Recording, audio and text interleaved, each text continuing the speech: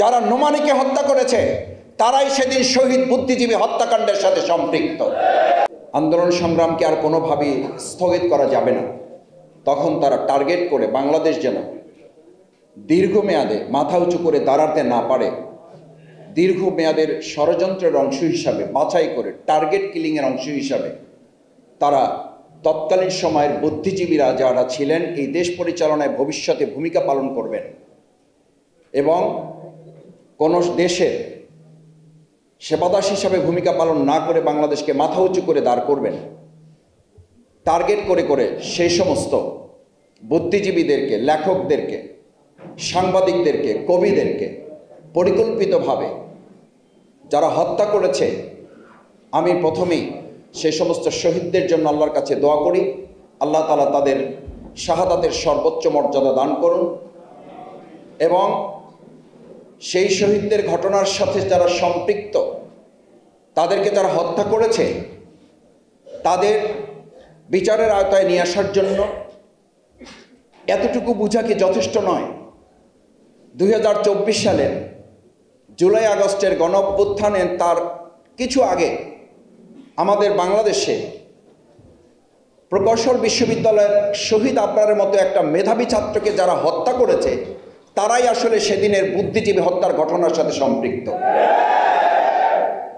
2011 সালে আমাদের রাজশাহী বিশ্ববিদ্যালয় এই সরকার ক্ষমতায় আসার পর বিশ্ববিদ্যালয়ের সবচেয়ে মেধাবী ছাত্র, বিশ্ববিদ্যালয়ের সেক্রেটারি শরীফুজ্জামান নোমানীকে তাদের সংগঠনের লেলিয়ে দেওয়া ছাত্রলীগের সন্ত্রাসীরা প্রকাশ্যে দিনে দুপুরে রাস্তার উপরে রামদা দিয়ে কুপিয়ে জবাই করে তাকে হত্যা করেছে। যারা নোমানীকে হত্যা করেছে তারাই সেদিন শহীদ বুদ্ধিজীবী হত্যাকাণ্ডের সাথে সম্পৃক্ত।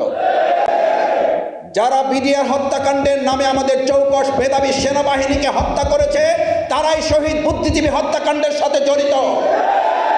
যারা মতিউর রহমান নিজামী, আব্দুল কাদের মোল্লা, আমাদের শহীদ মীর কাসেম আলী মিন্টু, আমাদের বুদ্ধিজীবী মোহাম্মদ কামারুজ্জামান, তাদেরকে যারা হত্যা করেছে ফাঁসিতে ঝুলিয়ে, তারাই বুদ্ধিজীবী হত্যাকাণ্ডের সাথে সম্পৃক্ত। আজকের এই 24-এর 5ই আগস্ট জুলাই গণ অভ্যুত্থানে যারা আমাদের 5ই মে 2013 সালে শাপলা চত্বরে আমাদের মেধাবী তরুণ হাফেজ, কোরআনে হাফেজ, এই সমস্ত মেধাবী তরুণদেরকে রাতের বেলায় যে মন্ত্রীরা দর্ব করে এই জায়গায় প্রেস ক্লাবে দাঁড়িয়ে বলতেন, যারা মনে করেছিল দেশ দখল করবে, আমরা 1 ঘন্টার মধ্যে তাদেরকে সাফ করে দিয়েছি। এই 1 ঘন্টার মধ্যে যারা আমাদের মেধাবী তরুণ হাফেজ কর্মীদেরকে শেষ করে সাফ করে দিয়েছে, ঘোষণা দিয়েছে, তারাই সেদিন এই বাংলাদেশকে অন্য একটা রাষ্ট্রের সেবাদাসে পরিণত করার জন্য, স্বাধীন হলেও যেন একটা পঙ্গু রাষ্ট্র হয়, একটা অটিস্টিক স্টেট হয়, একটা প্রতিবন্ধী রাষ্ট্র যেন এটা হয়, তার অংশ হিসাবে সেদিন আমাদের বুদ্ধিজীবীদেরকে হত্যা করেছে যারা, তারাই শাপলা চত্বরে মেধাবী আলেমদেরকে হত্যা করে বাংলাদেশকে পঙ্গু রাষ্ট্র করার চিন্তা করেছিল। ভাইয়েরা, প্রধান অতিথি কথা বলবেন, আপনারা অনেকেই জানেন না, আমাদের নুরুল ইসলাম বুলবুল রাজশাহী বিশ্ববিদ্যালয়ের মেধাবী ছাত্র নেতা, 2013 সালের আন্দোলনে তাকে টার্গেট করে গুলি করে তার পাকে পঙ্গু করে দেওয়া হয়েছে। টার্গেট করে মেধাবী ছাত্র নেতা দেলোয়ার হোসেনকে রিমান্ডের পর রিমান্ড দিয়ে তাকে হত্যা করার পরিকল্পনা তারা করেছিল, আল্লাহ তাকে বাঁচিয়ে দিয়েছেন। টার্গেট করে করে তারা কামাল হোসেন সহ এখানে নেতৃবৃন্দ তাদেরকে হত্যা করার উদ্দেশ্যে বহুবার গ্রেপ্তার করে বাংলাদেশকে আরেকবার তারা পঙ্গু করার জন্য সিদ্ধান্ত গ্রহণ করেছিল। আজকে শুধু এতটুকু বলতে চাই, 2009 থেকে শুরু করে 2024 সাল পর্যন্ত যারা বাংলাদেশকে একটা পঙ্গু রাষ্ট্র করার জন্য মেধাকে বিক্রি করে দিয়ে, আজকে প্রায় আপনি বলতে শুনবেন, আমার ছেলেটাকে আমি নিরাপদ এবং মেধার রাজ্যে রাজত্ব করার জন্য বাংলাদেশে রাখতে চাই না, আমি তাকে বিদেশে পাঠিয়ে দিতে চাই। কেন?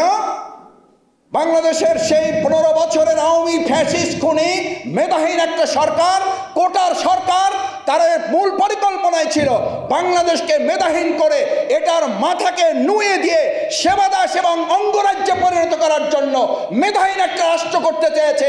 বাংলাদেশ জামাত ইসলামী শহীদ বুদ্ধিজীবী দিবসে অঙ্গীকার করতে করতে চায় মেধার ভিত্তিতে, সততার ভিত্তিতে, যোগ্যতার ভিত্তিতে, দক্ষতার ভিত্তিতে বাংলাদেশ বিনির্মাণ করব। জুলাই আগস্টের অভ্যুত্থানকে সামনে রেখে মেধাবী তরুণ শিক্ষার্থীরা বিজয় এনে দিয়েছে। এবার চূড়ান্ত বিজয় আমরা নিয়ে আসার জন্য বাস করার সিদ্ধান্ত নেব।